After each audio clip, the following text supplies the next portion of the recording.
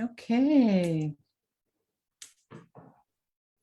So I think that we are indeed live. Okay. So whoever is joining us now, we're very, very excited just a minute, to be here today. We're here live with you. There are actually 3 ladies here, but one can't open her camera today due to technical reasons. So you only see 2. And we're going to talk about the amazing journey to Egypt and mainly open the mystery of Egypt. And I think Egypt must be one of the most exciting, magical lands of all. So if you're with us, please say hello. I know there is a slight delay because we're transmitting from Zoom. So if you can say hi, say your name, wave to us by pushing a heart, so we know that you're with us. You can say also where you're from in the world. And we're about to start. We'll talk today about the coming journey to Egypt. Mainly, we're going to open the mystery of this amazing enigma. And they will also give you all the details about the coming journey to Egypt that will happen this October, from the 7th till the 16th of October. And already people have joined from all over the world. It's a very exciting journey. And we have people from the UK, from the US, from Switzerland, I think, Dubai, Germany, and more countries. Germany. You're muted, Gafnit, we can't hear you. No, I can, sorry, it's me, I can't hear you. Yes, I said Germany as well. Germany as well.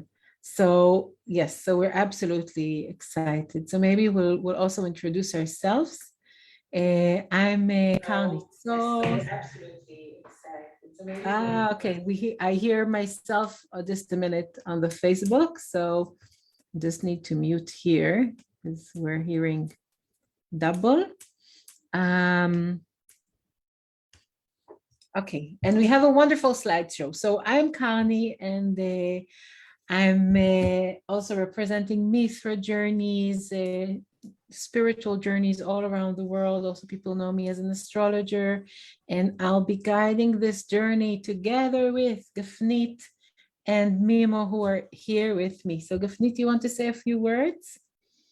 Hello, everybody. It's really great to know you are there. I don't see you, but we're going to meet in Egypt. Yeah, I love art and the art of life, and understanding the history, as it gives us a clue about the present and the future. So I'm delighted to go with such a team of Mimo and Carney, and with you to actually research and open big questions. Maybe we will never get the answer, but we'll open the big questions. Yes. Wonderful. The reason I'm looking down is I'm checking for comments on Facebook. So if you're seeing us, say hi, say your name and where you're from, and we'll know that you're with us. So see, already people are joining. So Mimo, do you want to say a few words about yourself? Yes, hi, I'm Mimo, and apologies again for the technical difficulties and not being able to be on camera, but I'm with you all the way. I can hear, and I will also check the comments of Facebook. It's very exciting. It's the first time I'm with these 2 beautiful ladies on a live session, and I used to be always in the audience when I could. When not, I watched you later. Delightful to be here, and yes, I think Egypt is a journey of a lifetime. I've been there before in 1996, and it never ever left me. It's still there. It's the most esoteric, incredible, magical place. And to be with people like the 2 of you and the people joining this takes us to a whole other level. So thank you for letting me be part of this, and I can't wait. Thank you for being with us. Mimo is so many things. She's an archaeologist, a photographer, an amazing artist. So having your perspective in our journey is really, really valuable. So thank you so much. So let me find the slideshow for us to start the presentation. We're doing multiple tasking today. That's not as usual. Okay, so let me know, please. I don't know if you'll see it as a slideshow. Just a minute. Slideshow from the beginning. Do you see now the big screen or the small screen? Yes, it's the big screen. Yeah. Oh, great. Wonderful. So just to say that amongst all the different things that I do, I'm also an archaeologist. People usually know me as an astrologer, but I also studied the archaeology. And I think that my great love is the mystery of Egypt, because Egypt is really full of enigmas. And we're going to step into a journey in October, which is really amazing, which is actually to go there, to go to Egypt, to be 10 days amongst the pyramids and the different temples, to have a cruise on the Nile, to take the time. But really, I think that what differentiates our journeys, the Mythra journeys, spiritual journeys, is the attitude. I think that we're not going as tourists, we're going as investigators. And we want to look at things differently. Yeah, sometimes you can see a picture and just say, oh, it's a nice picture. Or you can just pause for a minute and say, what's going on? Like, what's happening here, right? What is this bird on this person's head? What does it represent? Or this symbol here? Or generally, why do we have so many animal figures in Egypt? So we want to go there with a very, very open mind, like with this glass, the detective's magnifying glass, and start to really enter the mystery, to slow down our pace so we can really start to sense and feel what was taking place there, what happened during this huge period of time, because Egypt spans for thousands of years. We have different periods in Egypt. We have amazing pieces of arts.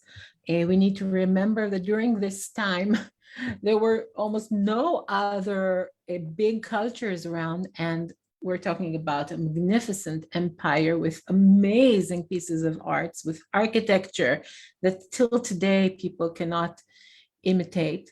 So what exactly happened there?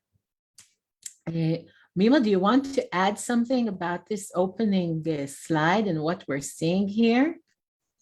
Yes. I was thinking about Egypt, because Egypt is a huge subject in the world, and Egyptology is this fancy study normally. But when you go to books, I've always gone to books about Egypt, and especially when I was still a student, you have answers. So you get an answer, when you're searching for something as mysterious as Egypt, and you get an answer from an Egyptologist, it's almost like you're pouring cold water on your head, and it stops your search. And for me, once I learned how to look at Egypt differently, which is to question it, to never really look for the answer, but get lost inside the search. Because really, why would you put a bird on someone's head? Or why is the Sphinx with a human face and an animal body? What is this all about? And we don't only see it in Egypt, and you start to compare, where else have I seen it before? So all these questions, what is it? How does it make me feel? Where have I seen it before? These work brilliantly with something like Egypt. Mhm. So instead of going like following tourists where they open books if you go in a museum and look for the answer and then you're satisfied and you stop asking.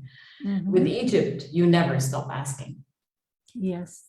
And I think that's also what we're trying to do in the journey that we will, three of us will lead together, is not give answers, but give tools for people to try to detect the answers by themselves, tools of sensitivity, of what to look for, where to look at, you know, what's like, what's wrong or right in the picture that it's noticeable, what does it say, what does it mean? But really giving tools that you can use later on for everything in life. Exactly. Like, what is it saying, you know, because there's always something behind what it's saying. And with Egypt, it's everywhere. Everywhere you look, there's a question. It's unbelievable. Yes, yes. So let's continue to the next slide. Great, wonderful. Yeah, this is an amazing picture, I think, Mimo, that you've put together. Do you want to say a few words about it? No, go ahead. I think I like your enthusiasm. Okay. So for the Egyptians, Egypt was something very, very special. Their land itself is very unique. If you think about it, it really looks like a spine and the skull or the head. But many things in nature also have this form. You know, the flower stem and when it opens. So we're seeing here something very unique, and we can actually compare Egypt to the human body and see that things were built there in a very, very amazing way. So if we do think about the Nile and the Delta as the spine and the skull, then why are the pyramids exactly here, right? In the connection between the spine and the neck. And then we can start to figure out, maybe, is there a significance for each of the temples that we're going to visit for its location? What does it exactly mean? Why was it built where it was? But not only that, the Nile for the Egyptians also represented the Milky Way. As above, so below was their motto. So when we will cruise up the Nile, we will actually try to feel what the Egyptians felt, because for them, their land was a representation of the heavens. And again, every temple was built exactly. So there's different constellations, and probably you already know that the pyramids in Giza really are posed in the proportions of Orion Belt constellation. And then we can go on and say, okay, so what are the different temples? What constellations do they represent? So this is the Milky Way. Again, as above, so below. We'll try to connect, hopefully, to what the Egyptians felt when they took their ships up and down the Nile, up and down the Milky Way.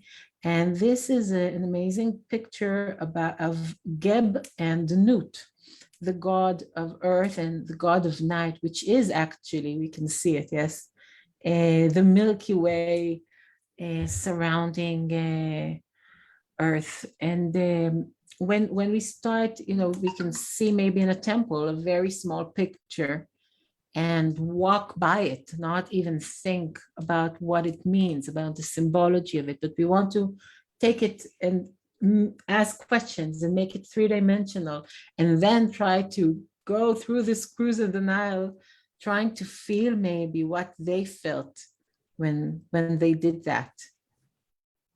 And I'll go next, and Mimo, I think I'll let you represent the next slideshow. Yeah, I'd like to first read a message from Jenny, who's with us on the call. Yes. It's a nice reflection about what you've been speaking about. And she said, to travel with an open-mindedness, an instinct of curiosity, amazing what they were creating with their architecture, artifacts, etc. at 5,000 years ago, when you compare it to what was happening at the same time in Europe or in the USA. So that's what sets, I think, Egypt apart. She's right about, you're right, Jenny, about how the power that was in Egypt that still is till today, because of the way they looked. They always looked up and above and beyond what you normally look at in daily life. It's fascinating. Yes, yes, yes. Thank you, Jenny. And everybody else who wants to comment, add, please do so. It really gives us a lot in these editions. Maybe I'll say something that it's quite amazing that in a way when they created this amazing art of living, I feel that they wanted people like us to see it. So they wanted to send a message. They wanted to tell a story. And this was their storytelling. This was their messages that was hidden and not hidden in everything that they did. And the question is why? Why is it that they wanted to pass a message to our time and to the next generation and to the next generation and also the very generation before us? What were their messages? Yes, really, really important.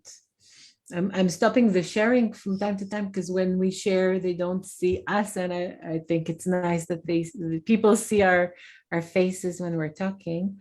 It's really unique to think about it as stories and messages, message in a bottle.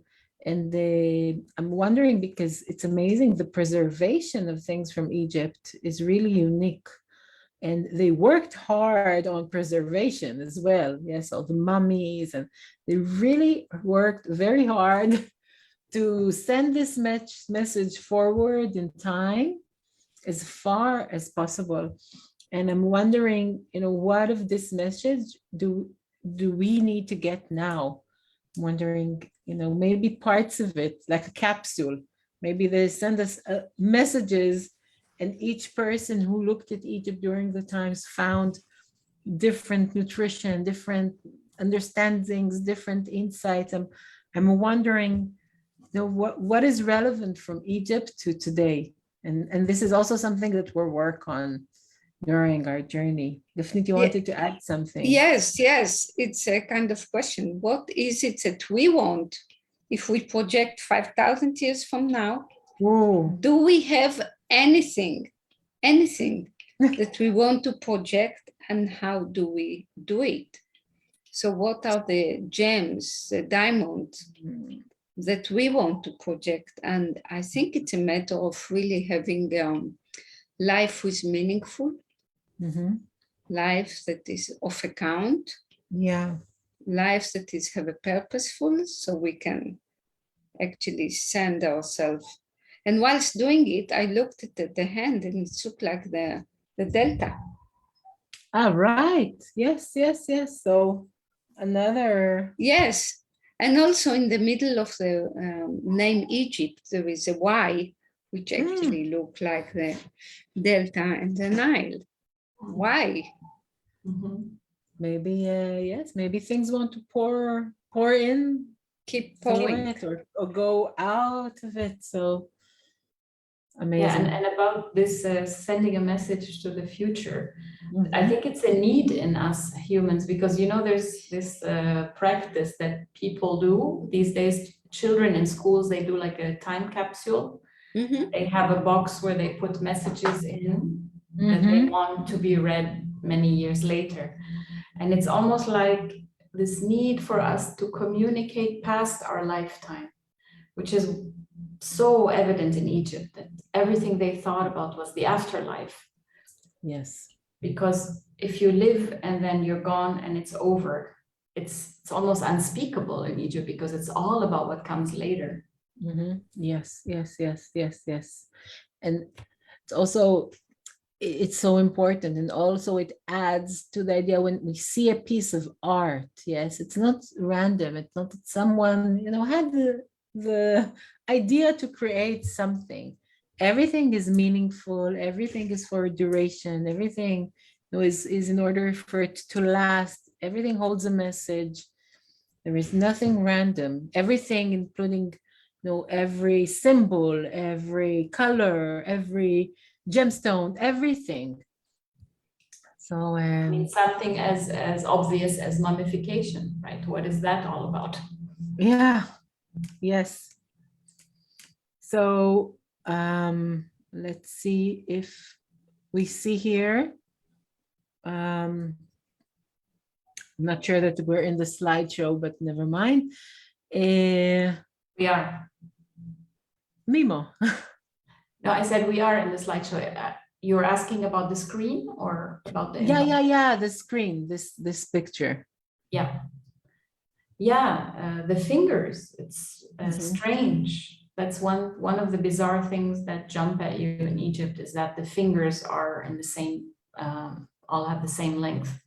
Do you know anyone who has that? I don't. No, I've seen toes that are the same length, but never. So what does that say? Because what does if our fingers, let's say, for example, could be emitting energies, different color energies, then what does that say about balance or imbalance, or the purpose of having fingers all the same length? It's those simple questions that nag at you with Egypt that you never really get an answer for, but that start you into an investigation that takes you on a journey inside of Egypt. Yes. Or even the jewelry here, what does it mean? Why did they wear it? Why these colors? Yes, because the jewelry in Egypt, it wasn't, nothing there was random. It was all very useful. And even the jewelry had purpose. We know that gemstones have effect on us, yes? There are stones that calm us, or different metals that ignite us. So everything at that time had a meaning. So taking that into mind and really starting to ask ourselves, what are we really seeing here?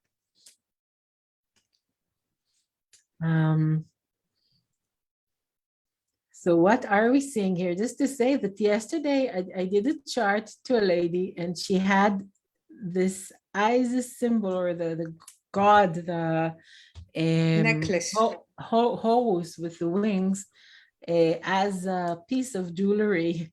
And now, I see it here, and I'm also thinking, what makes something so immortal, so powerful, that people are wearing the same thing, or imitating, but it means that it holds something very strong up to this day. Yes, and so the numerology in it, if you start counting in Egypt, something we didn't mention in the slideshow, but everything has a specific number.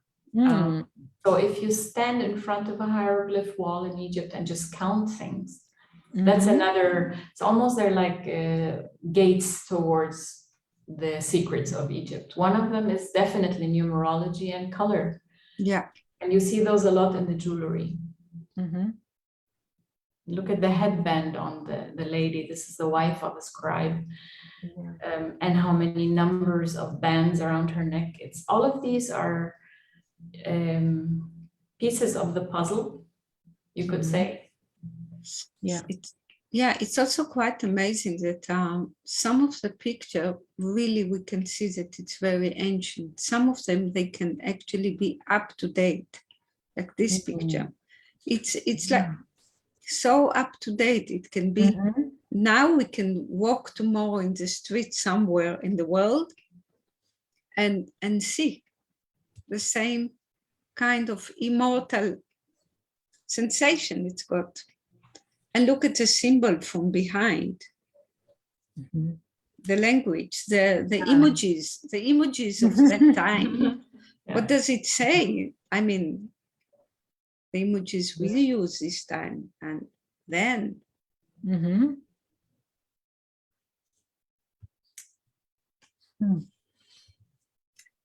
And of course, we can't talk about Egypt without talking about the pyramids.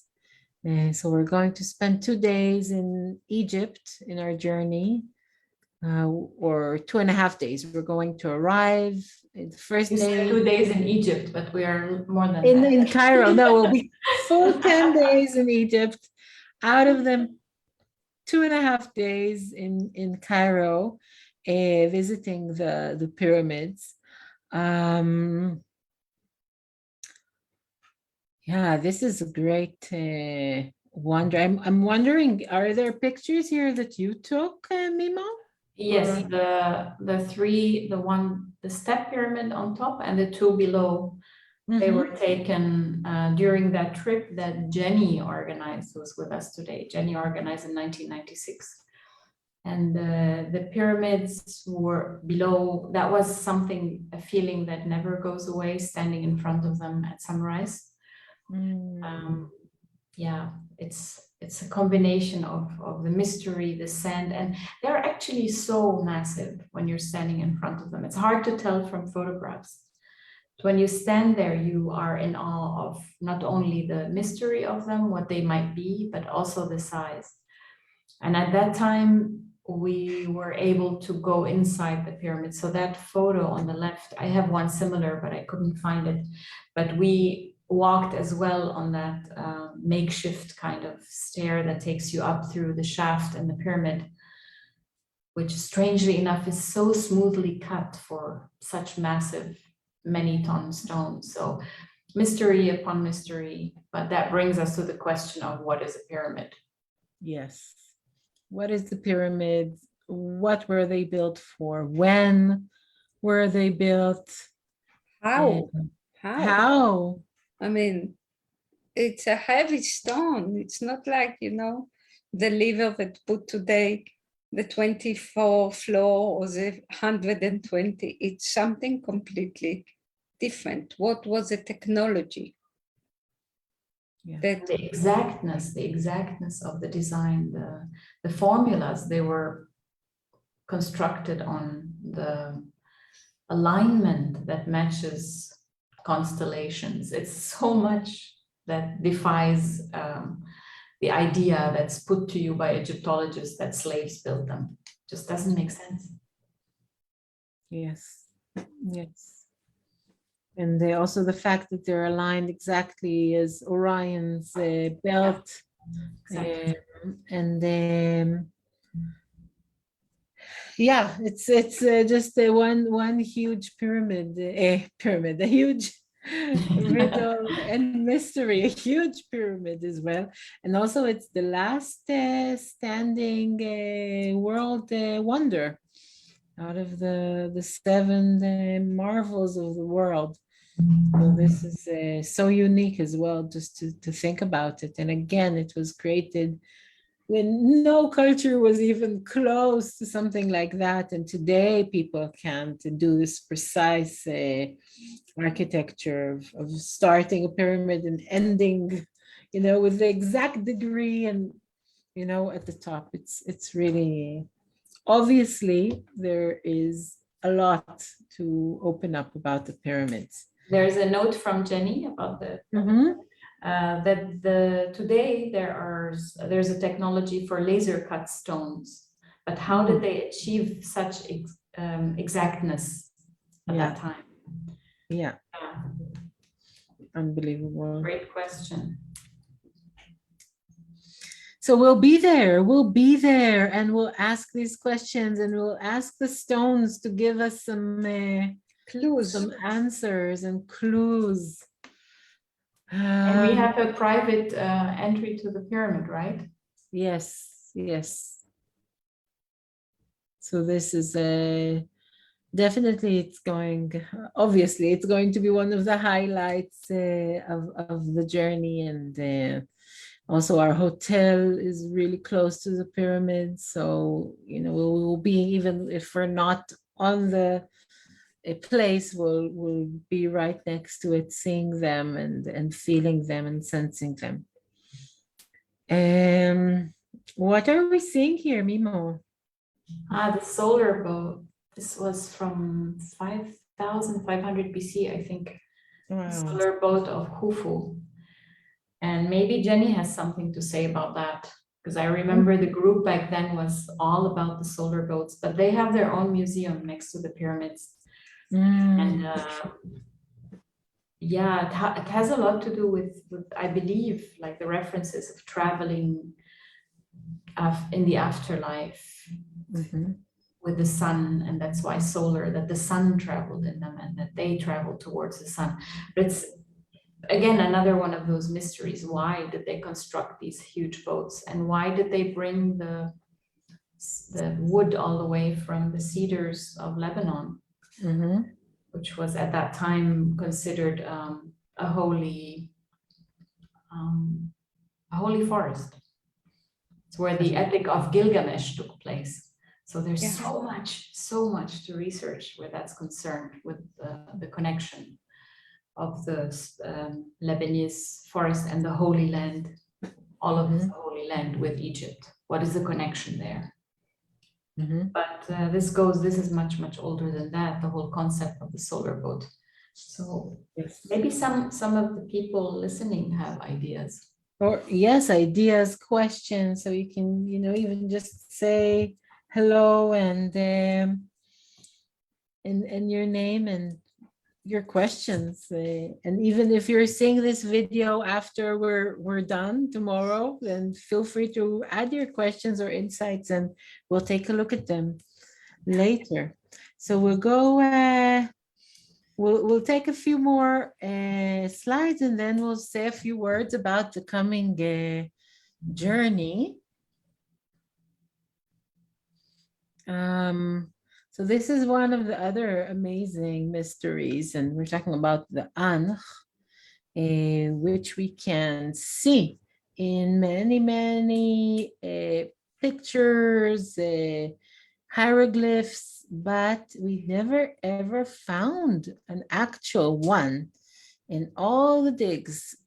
And it's really interesting to see how it's held in different places, different hands. Sometimes it's held by the finger, sometimes it's held as like you hold a microphone. And it's a huge, the Ankh is the symbol of life in Egypt, and it's a huge other mystery that we will look into. Yeah, so, it looked like a huge magnified glass to be able to have a perspective about certain futuristic or realities. And it was also held in different positions. So what was it used for as a machine, as technology? Yes, so all the attributes that we see, things that the kings hold, it's not just symbols. We need to remember that these were tools. During Egypt, things were meaningful, things were active. People didn't just hold a stick in their hands or invented a shape. Everything had a meaning and a use. Everything was functional. So this is also something that we're going to try to find out during our journey, the mystery of the Ankh. So let's say a few words about the coming journey and how people can join us. Maybe I'll share just a second. I need to make sure that it's here. Just a minute. Yes, no.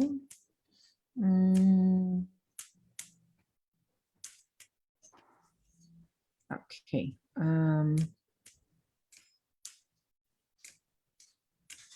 So I'm just sharing the page with all the details about the journey, but of course we'll send you the link and you'll be able to see it all.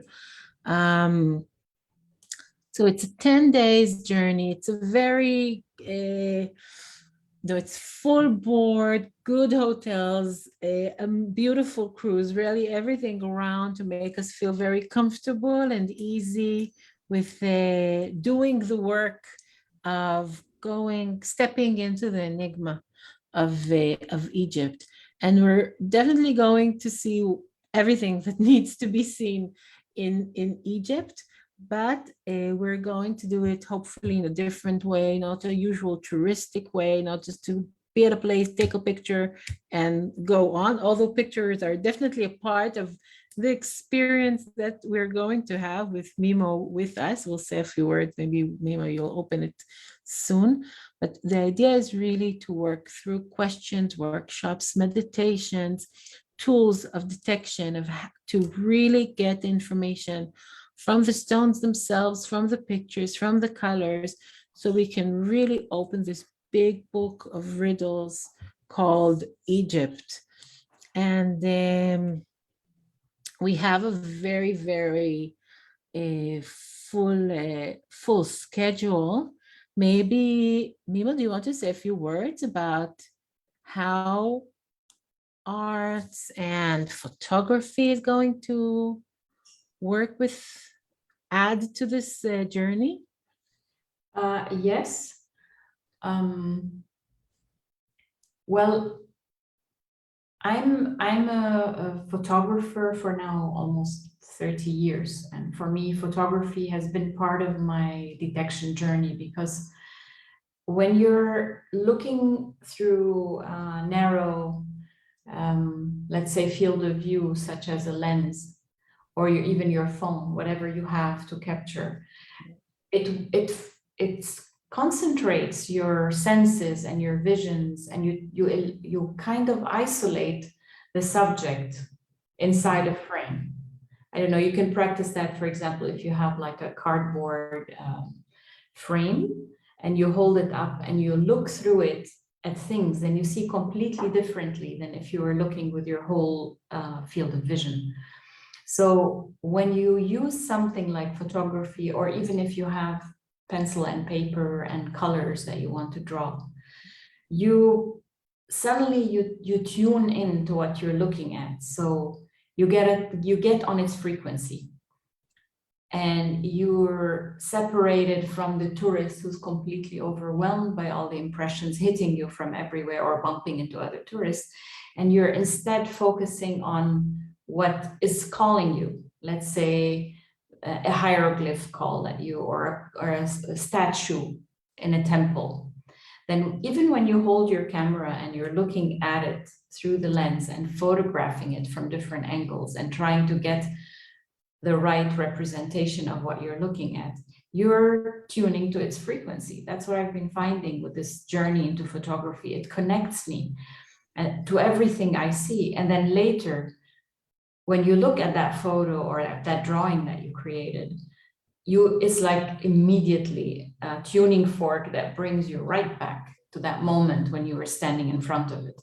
So it has many, many different values of why you would want to.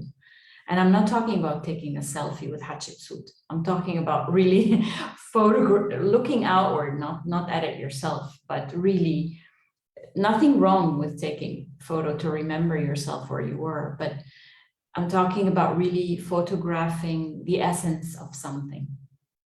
And that's a skill. That's a skill you can hone on that journey. We can practice together at sunrise when it's empty, at sunset when the light is different, playing with the light, because light was also very significant in Egypt.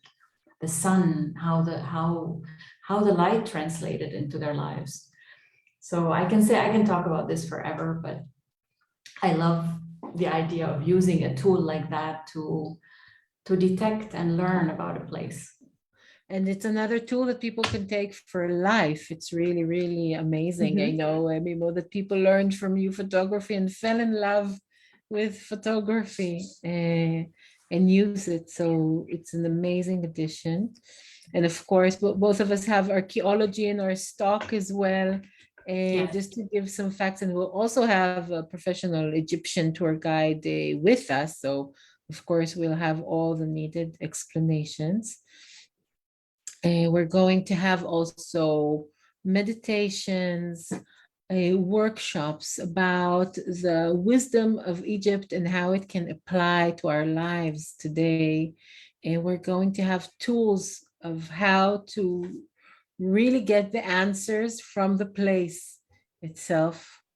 And Gafnit, something to add about the uniqueness of this journey and Yeah, first of all, the group that will be gathering from all over the world and the message that they will bring and the message that they will take, which is, and what we will not do, it's also, sometimes you know about the message and you say, no, this message maybe belong to a part of history, but we are not going to take it forward, which speak about responsibility.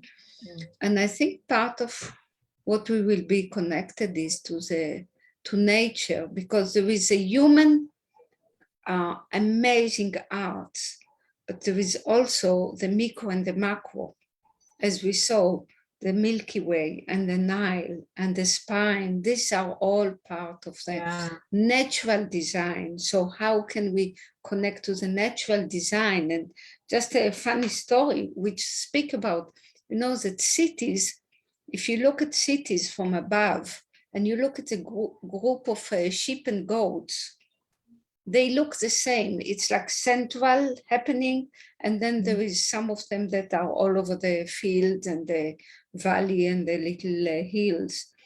And you think, okay, so what was the design of a city today, and what was the design of a city in the pyramid and different, archaeology of the time? What did they wanted to call as a fractal?